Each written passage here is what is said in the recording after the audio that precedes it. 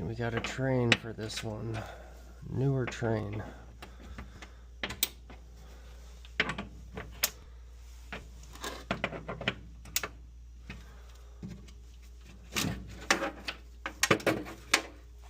Oh, a little bit of leaking going on. Alright, so we're gonna start with the burners. Looks like we need to unhook the gas, drop the manifold down, and it looks like there's 4 screws here, which will take off 6 screws to remove the burner box. Okay, so we have removed those screws and pulled the burner box off, which reveals the burners here. And as you can see, this is a propane fired furnace, and it looks like it's tearing up the burners, which propane does, or propane has a tendency to do. It's just hard. I don't know if there's moisture in the propane or what, but this is tearing up the burners here. It looks like, I'm sure it'll make it another year, but I'm gonna recommend that, recommend to the customer that it's probably within another year or two, it's probably gonna be time to get some new burners. Now that those are clean, I'll go ahead and put it all back, clean off the flame sensor, of course, and move on to the next part, which is probably the drain trap. Before you put the burners back, make sure we clean off this flame sensor. We're using a brass brush. If you want to use the brass, or I don't know, they say use a dollar bill. I've seen people also use like the 3M scrubby, that green scrubby, but in my opinion that's a little bit too harsh. You really don't want to score the metal, because then it gets dirtier quicker. So the brass bristled brush is the best tool for that job. Looks new. Alright, so next we are going to clean off the drain trap. We're going to start by pulling this hose off. And you want to make sure that they're out of the way. Some of these hoses are going to have water in it, and be careful because that board is right there. So we don't want to dump water onto the board. We'll pull this one off. And make sure you remember where they go. I'm just going to write top right here. That goes on the top one. We'll yank this one off. Nice and steady. We had to pull the exhaust off to get at those 2 screws. And then we have this one down here at the bottom. So after we remove the black hoses, take these 2 1/4-inch screws off. 1, 2. Then we'll just lightly pull this out. Take it off again. Watch out for the board. And then we will disconnect this one and take this and go clear it out in the sink. Here at the sink, clearing out this drain trap.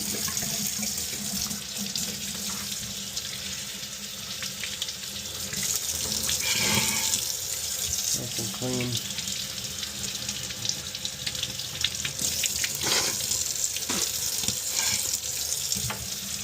You're blowing out, make sure you cover the holes.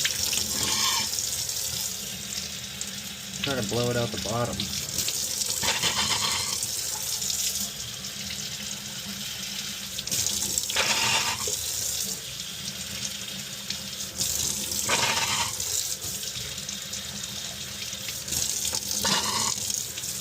Cover up the holes and make sure that water is flowing.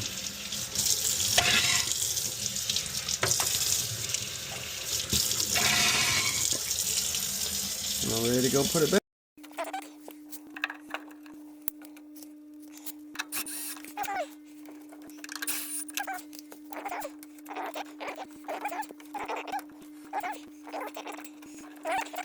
Next, let's get at this inducer motor capacitor.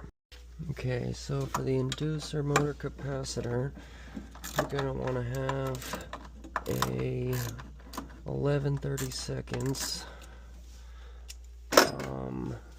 socket or nut driver. You can get this nut off of here.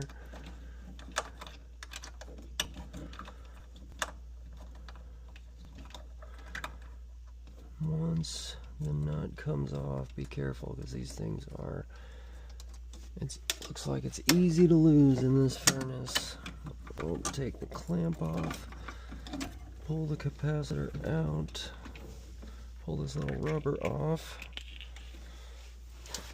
Our needle nose, we're going to remove the wires and leads from the capacitor. We see the capacitor says 5 microfarad plus or minus 5%. So we have our multimeter or the voltmeter set to microfarads and going to measure the capacitance here. Our capacitor's at 5.02 microfarads, which is within manufacturer specification. We'll put the leads back on, but they are loose, so we'll take our needle nose and tighten these down a little bit, because if you put the leads back on and they're too loose, it's going to cause arcing, have electricity arcing. So we tighten them down. Whoops. Put these back on. Generally want the wires pointing towards each other so you can get that rubber back on there. And kind of just tamp it down a little bit. Straighten that guy out. And that's okay. And then we'll pull this rubber back down so that it fits over the top. Make sure it's on there, and then I am going to put it back this way so that we can access it again in the future without having to remove this nut right here. I'm going to put it with the label facing outward so that the next guy can see what he needs to be measuring. As you can see rated capacitance right there, and we'll put the nut back on.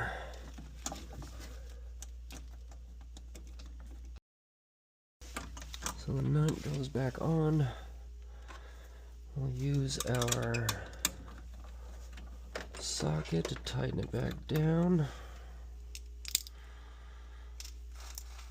and then I'm pretty sure that's it as far as preliminary checks go.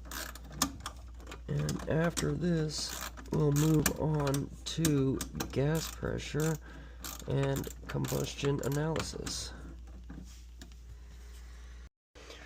Okay, so I'm going to check the gas pressure against the combustion analysis while we're testing out the furnace. So we're going to take a 1/4-inch drill bit, going to drill a hole in the exhaust pipe drill a hole in the exhaust, and then we're going to take, for this particular gas valve, we're going to take 3 30-seconds Allen wrench, and this port right here, actually no, I am wrong. Is that the, here it is, the output right here. Output, we're going to spin this out just a couple of turns so that we can hook up our manometer. I'll connect this right here so we can hook up our manometer, zero it out, hook up to the manometer, we can run the gas pressure, and then we have our combustion analyzer, which we will put in the exhaust. So let's go start up the furnace. Okay, so gone to our thermostat and set the thermostat to call for heat. The board says HT2. We have ignition. It's like 0.96 inches, which is certainly interesting because appears to be a 2-stage furnace. Should be, oh, and it's on propane.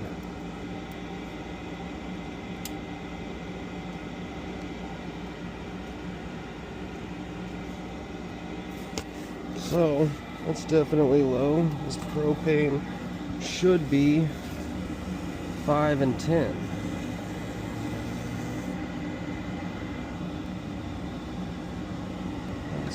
So now we also, I forgot, we need to run the combustion analyzer, but first we need to set it to propane.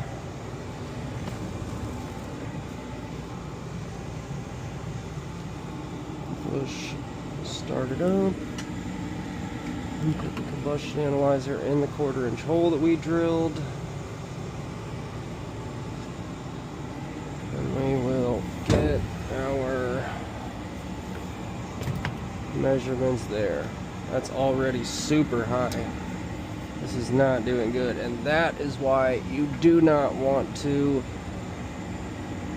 That's why if you're going to check the gas pressure, seriously necessary to have the combustion analyzer with it. Already at 130 parts per million, no good.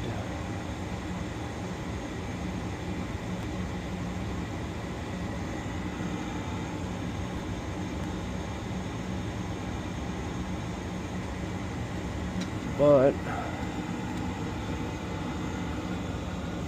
okay, so we're in high right now.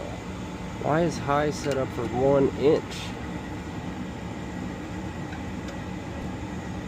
This is nuts. 167 parts per million.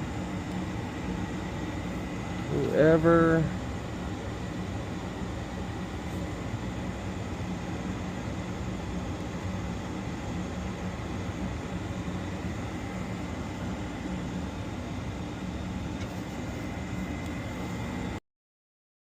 Okay, so I did not have the gas on all the way. Whoops. So for low fire, there you go. Now we're coming down. Alright. Low fire with propane, 5.5 inches, something like that. There's usually some kind of table that's left. If the installers put in the LP kit, there's usually a table that tells you what the gas pressure should be on low and high. But around here, usually it's 5.5 for low fire and then 11 inches of water column for high fire. So we're at 5.45, and then our CO in the exhaust is at 22 parts per million. Looks fantastic. Now we'll go ahead and run the jumper and put it into high fire. High fire or second stage heating. Okay, so we're here at the thermostat with this Trane. In order to test out second stage, you're going to go to menu and you're going to click service. Right here where it says technician access, you're going to press and hold this button and it will bring you to a menu. Caution, blah blah blah. We'll hit proceed, then we're going to hit test mode. Initializing, connecting, yada yada. It'll bring you to this menu right here. We're going to hit test indoor heat. Next, stage 2, test. And now it says testing. We are going to head on back down to the furnace. Here we are back down at the furnace. Let's pull this out for now. It appears to be lighting. Lights in low fire. And then it should switch over to high fire.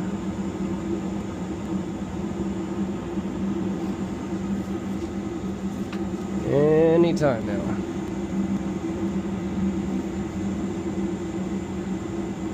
Should switch over to high fire.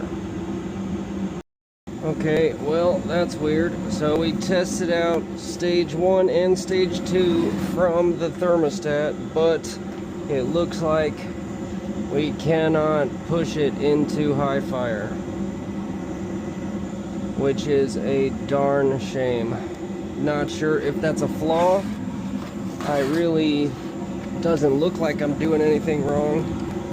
You can't jump it out from the board. So leave it to Trane. Leave it to Trane to make their system a pain in the butt like that. Thanks a lot, Trane. Anyhow, this concludes the furnace maintenance for this style of Trane. If you're having issues, might want to call a professional.